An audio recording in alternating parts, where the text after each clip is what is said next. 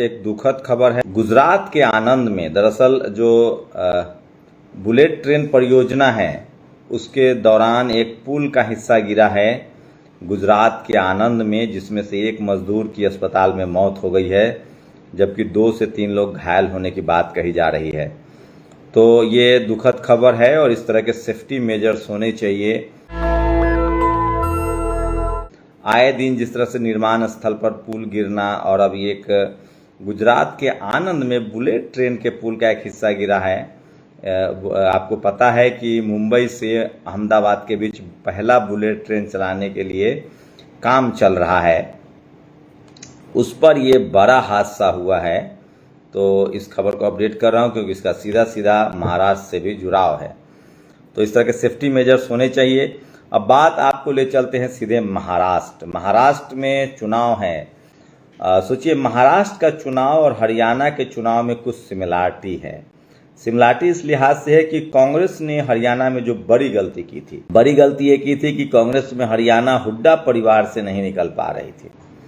और खासकर हरियाणा के लिहाज से बात करें तो वहाँ जाट समाज जनरल कैटेगरी में आता है। हुड्डा जनरल कैटेगरी से थे, मुख्यमंत्री रह चुके थे, लेकिन उन पर कई सारे कास्ट एट्रोसिटी को लेकर गंभीर आरोप थे।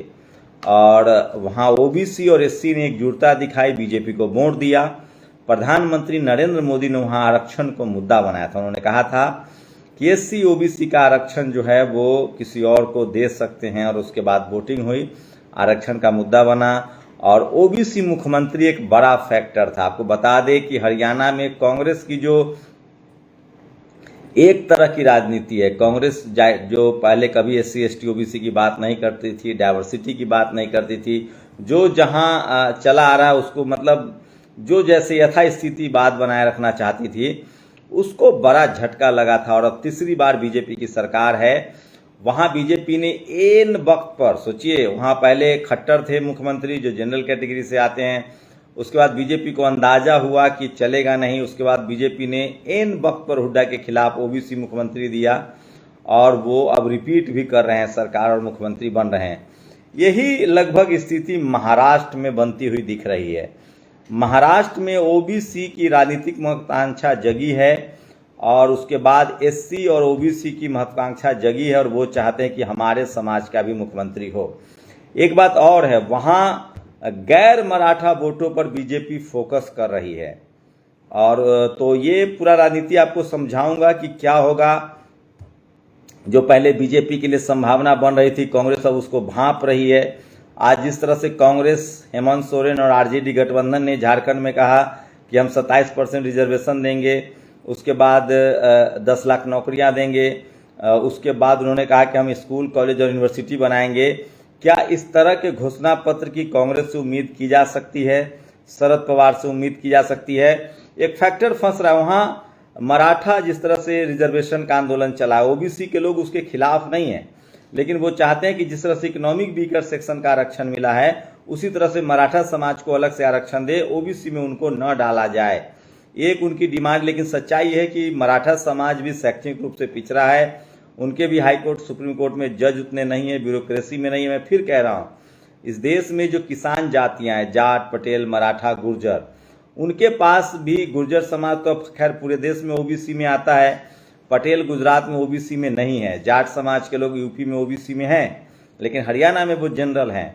वैसे ही मराठा समाज अभी जनरल कैटेगरी में है, लेकिन उनका शैक्षणिक पिछड़ापन है, वो आरक्षण की मांग करें, लेकिन ओबीसी कोटा बढ़ाया नहीं जा रहा है और ओबीसी में और लोगों को घुसाया जा रहा है। तो मराठा वर्सेज ओबीसी कराने की कोशिश हुई, जैसे गुजरात में पटेल वर्सेज ओबीसी कराने की कोशिश हुई थी, लेकिन वहां कांग्रेस वोट नहीं ले पाई। कांग्रेस चाह रही कि हम पटेल का वोट ले लें, ओबीसी का वोट ले लें। तो ये एक बड़ा फैक्टर है, और वहां पटेलों को इसीलिए बीजेपी ने आरक्षण नहीं दिया और ओबीसी के वोट लेती है। महाराष्ट्र में ये मराठाओं को वोट आरक्षण नहीं देंगे क्योंकि उनको ओबीसी का वोट चाहिए। तो सोचिए, ये बड़ा फैक्टर है बीजेपी के लिए, और इसको अब धीरे धीरे कांग्रेस समझ रही है। तो उद्धव ठाकरे के सीएम के नाम पर मुझे नहीं लगता ओबीसी उनके साथ जाएगा। शरद पवार के नाम पर भी कम ही संभावना है। तो ऐसे में क्या कांग्रेस और इंडिया गठबंधन के पास कोई ओबीसी बड़ा चेहरा है? ये सबसे बड़ा सवाल है। हाँ, दलित समाज का एक बड़ा चेहरा है उनके पास, जिसमें नितिन राउत बड़े नाम हैं, जो सबसे बड़े नागपुर से जीत कर आते हैं। पिछली बार वो मंत्री भी थे, ऊर्जा मंत्री थे। वो बड़ा चेहरा है, बड़े नाम है मुख्यमंत्री के तौर पे। उसके बाद युवा की बात करें तो सुशील शिंदे जो मुख्यमंत्री रह चुके हैं, उनकी बेटी परिणीति शिंदे बड़ा नाम है। वर्षा गायकवाड़ जो खुद एससी समाज से आती हैं, मेंबर ऑफ पार्लियामेंट भी हैं, वो भी एससी समाज के बड़े नाम हैं। ओबीसी समाज के नाम पर क्या है कांग्रेस के पास, ये एक बड़ा सवाल है कि उनके पास कोई बड़ा नेता है कि नहीं। लेकिन बीजेपी वहां पंकजा मुंडे को बड़ा फैक्टर बना रही है। बीजेपी माइनस में इसलिए जा रही है कि अभी उनके पास मराठा सीएम हैं, शिंदे साहब मराठा समाज से आते हैं। लेकिन देवेंद्र फडणवीस के नाम पर बीजेपी अगर चाहती है कि सीएम चुनाव जीत जाए तो ये बहुत मुश्किल है। तो हो सकता है कि वहां, लेकिन अभी तक बीजेपी ने अपना सीएम कार्ड नहीं खेला है। जैसे हरियाणा में उन्होंने कह दिया था कि हमारा सीएम ओबीसी से होगा, अभी महाराष्ट्र में वो नहीं खेला क्योंकि उनको लगता है कि ऐसा कर देने से मराठा वोट नाराज हो जाएगा। तो ये जो कंफ्यूजन बन रहा था उसको कांग्रेस ने अब भुनाना शुरू कर दिया है, ये सबसे बड़ी खबर है। लेकिन अभी भी खुलकर बातचीत नहीं हो रही है। लेकिन मुझे लगता है कि जो यथास्थितिवाद है उससे लोग निकलने के लिए छटपटा रहे हैं। और जैसे यूपी में बीजेपी ने केशव प्रसाद मौर्य को सीएम आगे रखकर चुनाव लड़ा और बाद में योगी आदित्यनाथ जी को सीएम बनाया, ये मामला भारी पड़ता दिख रहा है। तो बीजेपी इस तरह की गलती नहीं करेगी।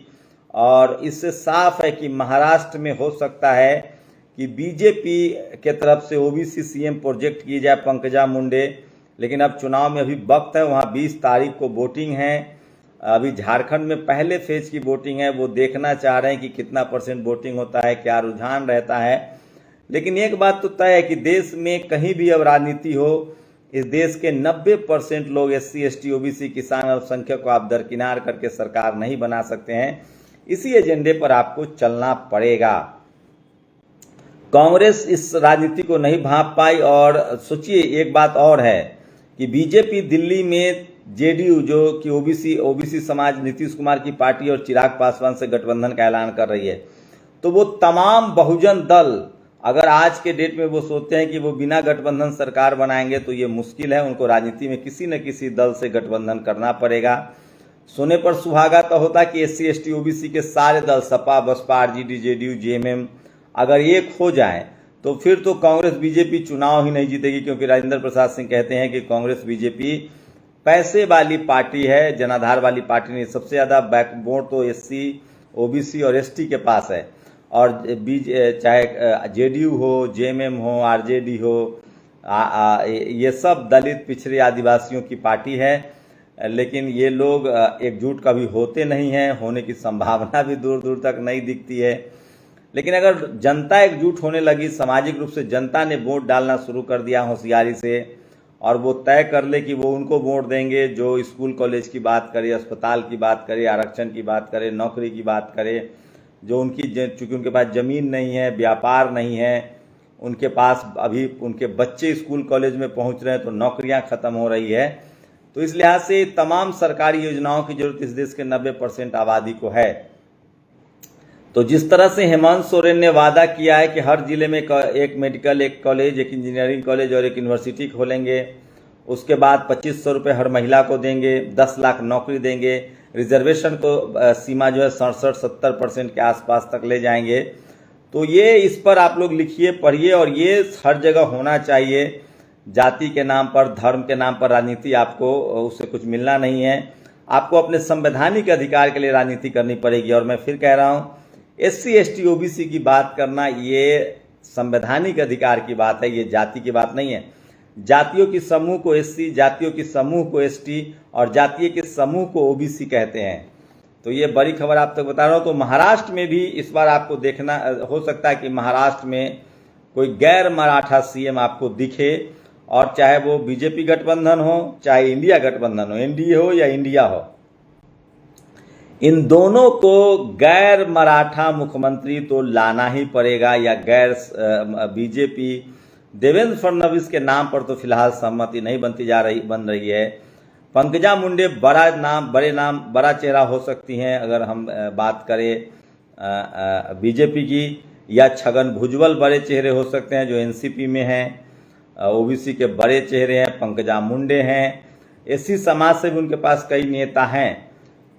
देखने वाली बात होगी। वहीं इंडिया गठबंधन की बात करें तो नितिन राउत हों या वर्षा गायकवाड़ हों, ये सब बड़े चेहरे हैं। नाना पटोले बड़े चेहरे हो सकते हैं। तो ये तमाम बड़ी खबर है जो सोशल मीडिया पर वायरल है, लेकिन वहाँ अब तक मुख्यमंत्री के नाम पर कोई बात नहीं हो रही है। और वहीं प्रकाश अंबेडकर अगर इंडिया गठबंधन में होते तो ज़्यादा पलड़ा उनका भारी होता। तो ये तमाम बड़ी खबरें हैं जो सोशल मीडिया पर वायरल हैं। आप लोग अपनी प्रतिक्रिया जरूर दीजिए। शुक्रिया। नेशनल दस्तक की आपसे गुजारिश है कि अगर इसको बचाना चाहते हैं तो नेशनल दस्तक को सब्सक्राइब करने के लिए रेड कलर के सब्सक्राइब बटन को दबाएं, फिर बेल आइकन की घंटी दबाएं। नेशनल दस्तक को बचाने के लिए बहुत जरूरी है कि हर खबर को शेयर करें, लाइक करें, कमेंट जरूर करें।